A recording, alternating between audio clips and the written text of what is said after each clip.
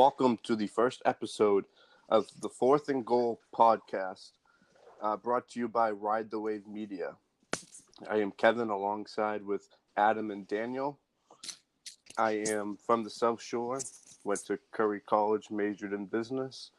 I am a season ticket holder for the New England Patriots. I have been to 6 Super Bowls, and I am an avid Tom Brady fan. What's up, guys? I'm Dan Shea, born and raised in New England. I'm a lifelong Patriots fan. I've been going to games every year for the last 7 to 8 years, and I'm just really excited to be here. What's going on, boys? My name's Adam. I huge lifelong Patriots fan, as Dan said, and was born in 1998 during a 1 o'clock game against the Rams in St. Louis. So I guess you could say ever since I came out of my mother's stomach, I've been a diehard Brady fan, diehard Patriots fan, everything in between. So, boys, biggest question of the offseason so far is we needed an offensive weapon, we needed a receiver, and Bill Belichick got us one. How do we feel about N'Keal Harry? I'm feeling very good about N'Keal Harry. I know a lot of people were clamoring for DK Metcalf on the combine, but I just think his route running skills aren't there and that's probably why he fell to the end of the second round. I agree, and I feel like he was – sorry, Kev. I feel like he was a big media creation ever since his pro day and all those in his combine results too. You didn't really hear much about him until the time that his 4% body fat or whatever the hell it was came out and all that stuff. And him going so late in the second round really shows that the scouts didn't really believe all the hype as well. So I don't know. What do you think, Kev? I watched a lot of Harry film the night after we drafted him. And he's a big toy. I just don't like the NFL comparison to Dez Bryant. I honestly don't see it. I get the size and I get the contested catches in the red zone, but I just don't want a Dez Bryant comparison. Yeah, I think scouts kind of just said that because he just goes up and gets 50-50 balls, and he's not really big enough that you can call him Calvin Johnson. Yeah, exactly. I do like how well he does after the catch, though. He's very hard to bring down. He's always getting extra yards on the ground and stuff. So yeah, he's be excited to see. Really elusive for his size. Exactly. Dude, that play he had when he literally ran backwards and broke through 10 tackles. No, one that he ran behind, dude. He literally. He did that a couple times. There's 2 highlights of him doing that. Yeah. I think. You think the Patriots drafted him because of Josh Gordon? Perhaps. See, here's the thing. Here's the thing I think about. Him, Josh Gordon, and DT are all kind of outside bigger guys that can go up and get a ball. So if you can get 2 out of those 3 guys to be on your offense, whatever, give or take what happens between DT and Josh Gordon, you should be all set with N'Keal Harry, Edelman, maybe either Gordon or Demaryius Thomas, or even both of them. That would be the best case scenario. But I think going into after this draft, I think we're in a pretty good position right now as the receivers go. I'm liking Braxton Berrios too. Berrios, there's something with him because we didn't draft another slot guy at the end. So I feel like they're going to give him another year to see what he's about because he didn't really get a lot of time last year. And if they don't draft Andy Isabella or Hunter Renfrow, then that means they have a little confidence in Berrios. Yeah. I feel like where did Isabella go? I feel like he went a little early to me. He went to Arizona. Early 62. third? He was part of the Josh Rosen trade. Yeah, you're right. Oh my gosh, that's and Renfrow went to the Raiders. I think we were looking for Isabella because after he was picked, we traded out of that pick, let Seattle trade up and take DK. Yeah. Dude, I really don't like DK, bro. Throughout his whole time at Ole Miss, he only averaged 3.5 catches per game. And he did miss the second half of before he entered the draft, but that's true. Who would win in a fight, Adam or DK Metcalf?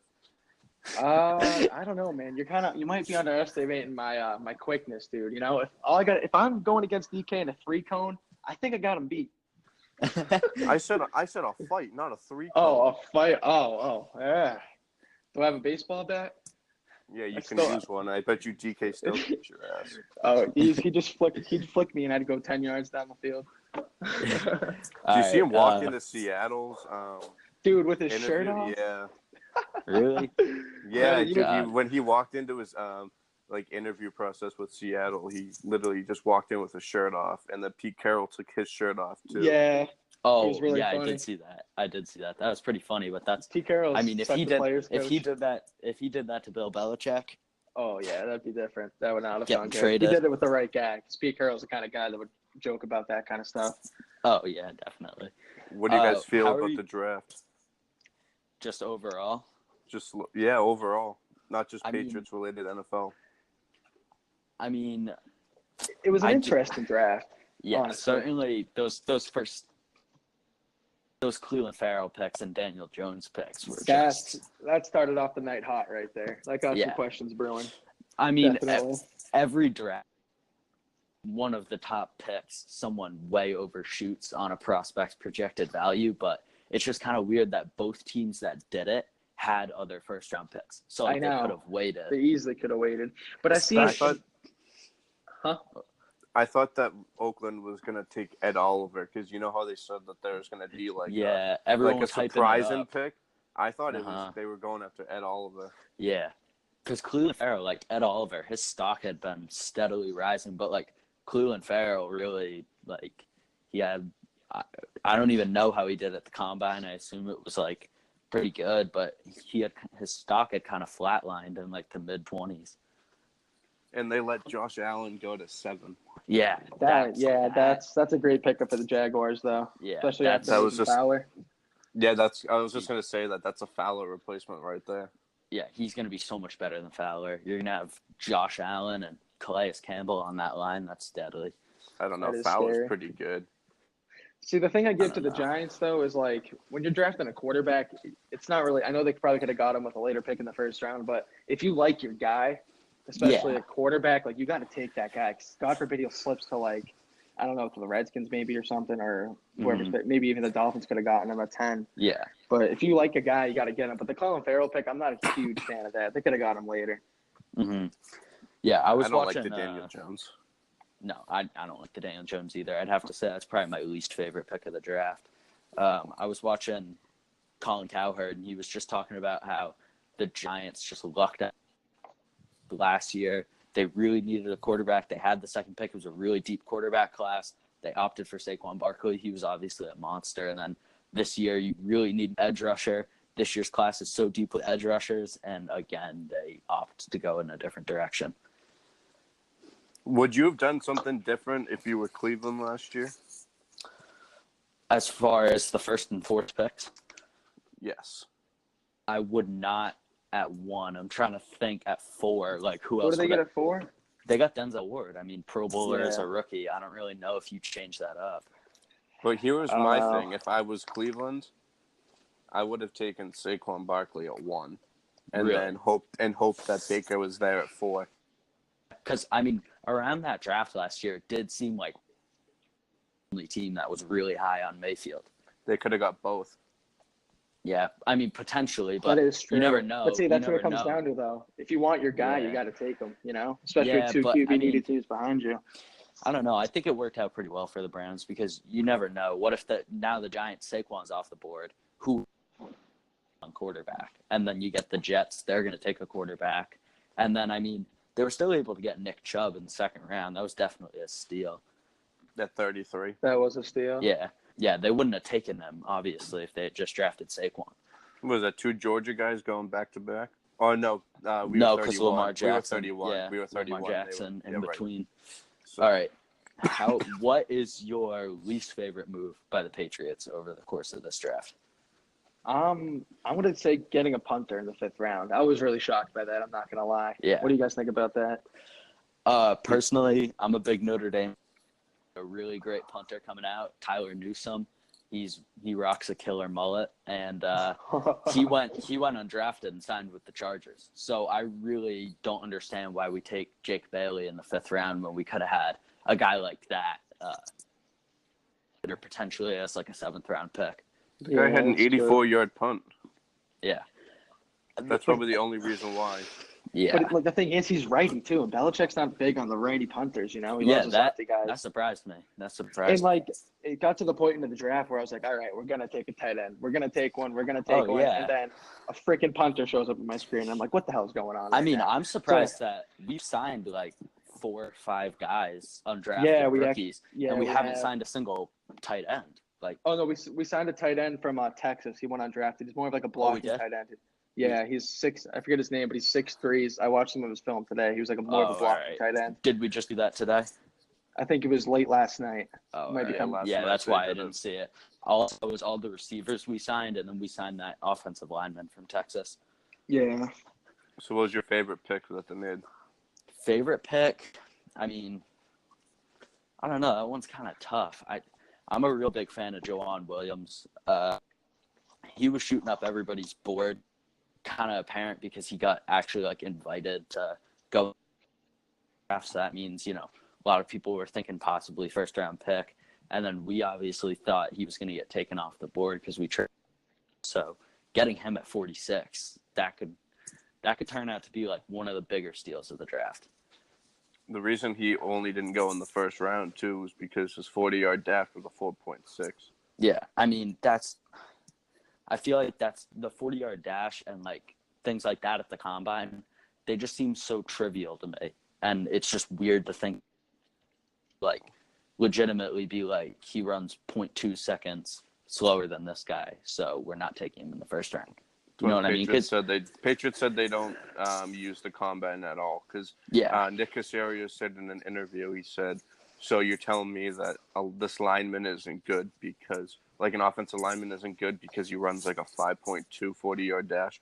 No like offensive lineman's going to be running 40 yards down the field. Yeah, I agree. Yeah. The only thing that surprised me with that pick so early on in the second round for us was I just didn't feel the biggest need at corner. I was kind of hoping we were going to get Irv Smith. Yeah, that honestly. is something, though, that kind of points to me that it wasn't as much it was more how badly we want Jawan Williams in particular. I think they need a cornerback. Yeah. I'll give you 2 points on why they need a cornerback. Jason McCourty's probably going to retire after next year. Mm-hmm. Yep. And Jonathan Jones is last year as a Patriot, and I feel like he's going to get the Malcolm Butler money. Yeah. He's going to get paid. He's one of the those top two guys in the league. But you have Duke Dawson Williams too. And Chung too. So the thing is, what I was reading earlier about Williams is that he obviously 6'4", so he's a big cornerback. And if Chung isn't going to be around much longer, like what he signed extension through 2021, and then he did, and then he's going to probably retire after that. You can have Williams cover the tight ends, like they had J.C. Jackson do in the playoffs. I was really surprised we didn't draft a safety because Devin McCourty, he's close to his way out. Chung may be close to his way out. Chung is supposed to actually, I've seen reports that he's going to miss some time this year with that arm injury he had in the Super Bowl. The Super Bowl? And I mean, I saw that. Yeah, some really good cornerbacks fell far. Safeties fell far. I think wasn't the only safety taken in the first round Jonathan Abram? Your boy. And what's his name? The guy from Maryland that the Packers took. Savage. Yeah, I forget his name. Darnell Savage. That's such a sick name. Yeah, but what a name. Nasir Adderley was in the second round. I mean, the overall on the board, Deontay Thompson, Juan Thornhill, they all fell out of the first round. We actually did get the best undrafted player in the for the best player in the undrafted guys in the safety, and his name is I think his last name is Gant. Oh my God! I think I know who you're talking about. What college did he go to? I don't know on the top of my head, but I think I was watching a highlight of him earlier, and I think they were playing Marshall, or he might even be on Marshall or played for Marshall, and he literally flipped the receiver. Oh my God! Literally over his head, dude. Like the receiver jumped up and he literally flipped him over, and they said that he was the best safety to be undrafted. Sounds like really surprised me is tight end. It seemed like I thought was overall our biggest need. I didn't think we'd take one in the first round because really only I would take in the first round. And running back, that just didn't a need to me at all. And we go out, we draft Damian Harris, we sign Nick Brossette from LSU. I mean, are we kind of preparing to trade Burkhead? I think Damian Harris was better than Josh Jacobs. Really? Damian Harris was a stud. He's quick and he bounces off guys. Damian Harris is more of a power back, traditional running back. Josh Jacobs seems more of a James White. You can run the ball with him, but is to catch passes out of the backfield. I like the Harris because he can play special teams too. And Burkhead gets hurt a No. lot, and it fills the Jeremy Hill role Yeah. that they wanted last year, like the 3rd and 1, 4th and 1 type of back, because Sony Michel can't do Mhm. that. And like just having Oh. fresh legs on the field is only going to help too. With Brady even getting up in the age, going to be 42 at the start. We're going to be running the ball even more probably next year. So having 4 sets of fresh legs in there, rotating all game, is going to help out a lot, I think. It's off topic at this point, but Malik Gant is who we picked up, safety from Marshall.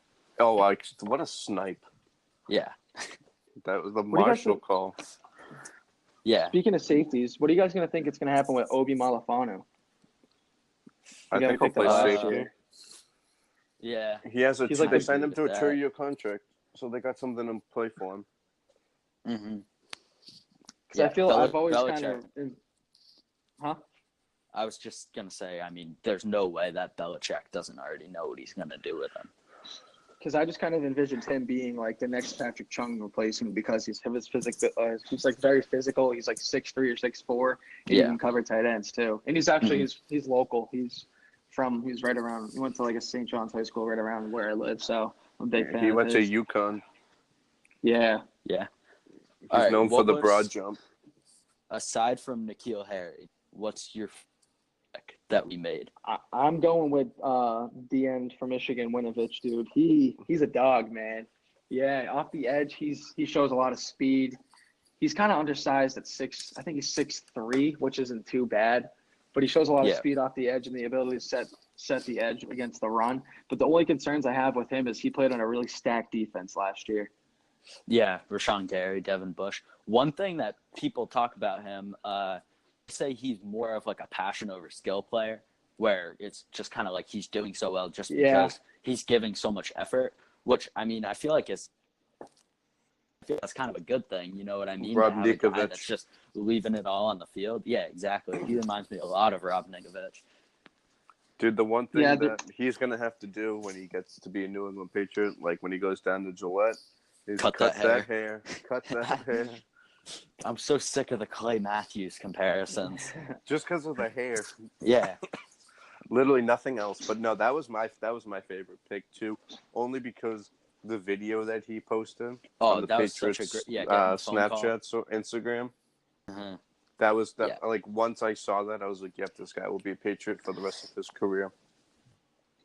Him a lot, but I just kind of feel like going against the grain with it. I really liked that Yadni Kajust, I don't know how to pronounce the last name, O-tackle from West Virginia, grabbing him with the last pick in the 3rd round. I thought he was going to go in the 1st round. Yeah, I heard a lot of good things about him pre-draft. I'm surprised he slipped so far. He didn't allow any sacks, apparently, at West Virginia this last year. That's what I heard, at least. I was reading a lot of information on those linemen, and I think out of, I want to say, 825 total pressures, pass protection, he only let up 25 Mm-hmm. out of 825 attempts. So, like, that's a crazy stat because those 2 linemen they got are, like, really good for pass blocking. Yeah. Oh. Who do you think the biggest bust in the whole draft is going to be? Biggest bust. I mean, the Honest- obvious answer could be Daniel Jones, but if we want to keep it fun, let's not say him. I don't know that he'll be that big of a bust because I don't think that any of the quarterbacks in this class will be like unbelievable. Like I think Kyler Murray might make a couple of Pro Bowls. Haskins might maybe like snag one. Obviously, it'll be you pick Daniel Jones over Dwayne Haskins, but I think he'll be like a pretty decent starter, and then eventually somebody will beat him out for that job. My biggest bust in the draft is Hollywood Brown. Really? You think so? At 25? I think he's going to be the biggest bust in the whole draft. Why is Not that? even the 1st round, the whole draft. He doesn't have the size to play wide receiver. He's getting a quarterback that doesn't know how to throw the ball. Mm-hmm. And he's Antonio Brown's cousin, and it's a drama queen.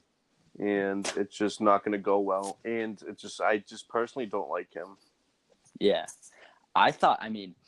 The Ravens, I had seen a lot of reports that he was their guy. And, I think the Ravens quietly had one of the best drafts out of every team in the NFL because they were able to, trade back with the Eagles and then still get him. They're going to have the fastest offense in the NFL. Oh, my God, yeah. It's going to be funny using Madden, that's for sure. All right, who's winning the AFC North this year, Ravens or Browns? You're not even going to mention the Steelers? No. Damn. I'm not. Nope. Big Ben with his 3-year contract getting shit on. Devin Bush won't do enough. I think the Browns by far. Browns. See, I want to hop on the Browns bandwagon, but at the end of the day, dude, they're still the Browns. You know what I mean? They're still the freaking Browns. So I would like to say the Browns, but I feel like the Steelers aren't going to be as bad as most people think. I could see the Steelers going like 10-6 and competing with the Browns for that division. I feel like the Browns will almost be kind of like a Celtics this year, where they come in and, everyone's seen them as big competitors. They kind of underperform, get into the playoffs at maybe 10-6, where people thought they were going to go like 12-4, and then they just make a really deep run. They have the best offense in the NFL. Yeah, especially because Kansas City, Tyreek Hill's gone. Dude, he's done. Even if Tyreek Hill was on Kansas City, I would still want the Browns offense over Kansas City because listen though, so they got the running back committee in Chubb and Kareem Hunt, and Hunt's deadly. Yeah, that changes the whole scheme for the offense. And then when you have Landry in the slot, Beckham on the outside. I don't know. Antonio Callaway is pretty good too. And Njoku's a nice young fast tight end. Who was didn't they get another tight end as well? This year? They got didn't they get the Chiefs tight end Harris? The Browns? Yeah. I'm not sure about that, but I think Njoku will start regardless. Oh no, he will, but I'm saying that guy was the basketball player. He's like 6'8", right? David Njoku? No, Harris, the Kansas City tight end. Oh yeah, I think so. He's a big boy. That's a good blocking tight end. All right, I'd say we have time for one last topic. So I think we got to go with one of the biggest overall moves of the draft, the Josh Rosen trade. What are you guys thinking? Personally, I think it was a very, very one-sided trade. I think Miami definitely won that. They're getting a top 10 talent at quarterback for a late second-round pick. You know, it works out very well for them in a very QB-needed team. And maybe he's not the guy going forward, but at the end of the day, if he doesn't pan out, you only gave up a late second for a guy who just went top 10, you know? Yeah. So my biggest concern about Josh Rosen is if he went number 10 last year and teams didn't even want to offer like a second-round pick, there's got to be something. That means that Arizona did a bad job at drafting the quarterback that early last year. Mm-hmm. I just don't think teams like they say that he didn't have help. Yeah. Like offensive line, but still, he did poor. Well, I don't know. I mean, I bet you Ryan Fitzpatrick gets to start over. Yeah. I'd have to say from the Cardinals' point of view, I mean, it was just such a boneheaded move. I mean, they had gotten a first-round pick offer from either the Giants, Chargers, or Patriots. I'm going to assume it was the Patriots or Chargers. And they opted to wait, and then they drafted Kyler Murray using all of their leverage, and then ultimately had to settle. Exactly. I was surprised they even got I know it was a late second-round pick. I think they might have gotten a 2025 also, or they might have gotten that in return. But I was surprised they were even able to get that. Because every team knows that they can just outweight them, and they're going to have to trade Rosen eventually because he was obviously very unhappy. Yeah, that's the thing. It's like they lost value in Rosen throughout the 2 months before the draft. Everybody knew they were going Murray. Everybody knew that they didn't want Rosen as the guy. Mm-hmm. And the draft day came, and they just lost all the value for him right after Murray was picked. So they definitely could have got more. But for the Dolphins, hey, good for them, you know? One just quick thought before we wrap this up. I was seeing on ESPN, it was comparing Josh Rosen's rookie season to Jared Goff's rookie season. And while Goff played way fewer games, Rosen beat him in every stat by a lot. And Goff was a guy who, after his rookie year, people were all calling him a bust. And then he just got the right coach in there and was literally a Pro Bowler the next season. So I think this could be Rosen could have been well. Rosen could have been really well with Cliff Kingsbury. Yeah, that would have been an interesting combo. Yeah, would have been. Or even Adam Gase in Miami if he was still there. All right, guys, that's going to end it for the episode. great first episode. A lot of good topics. Make sure you guys go follow Ride the Wave NFL on Instagram and Ride the Wave Media on Instagram. We also have a website, Ride the Wave Media, where all three of us have been publishing articles throughout this draft process. We're probably going to be doing an episode 2 every Sunday moving forward, but the length may vary as, now that the draft is over, there's going to be a couple months where the NFL is, just relatively dead, a lot of slow news weeks. So thank you guys for listening, and make sure to tune in next week.